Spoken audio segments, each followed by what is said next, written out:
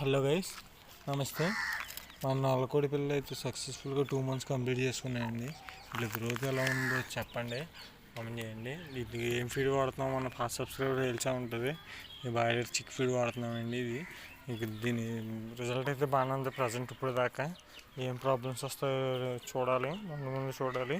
ఇప్పటి నుంచి మెల్లగా స్లోగా ఇంకా ఆపాలండి. ఇప్పుడు మనం ఈ ఫీడ్ మనం కొంచెం ఆపి మళ్ళీ మనం ఫీల్డ్లోకి తీసుకురావాలి. అది ఎలా తీసుకొస్తానో కూడా చెప్తానండి, చూద్దాం ఏం జరుగుద్దో. ఇందులో పుంజులు పెట్టల విషయానికి వచ్చేసరికి 5 పుంజులు 5 పెట్టలు ఇప్పుడు ప్రజెంట్ అయితే తెలుస్తున్నాయండి. ఇంకా 5 పక్కా పుంజులు 5 పక్కా పెట్టలే అనుకుంటున్నానండి. ఏమైనా మారితే పెట్టలు తగ్గొచ్చు, పుంజులు పెరగచ్చు, కానీ లేదంటే 5 పుంజులు 5 పెట్టలు అయితే మాత్రం ఉంటాయండి.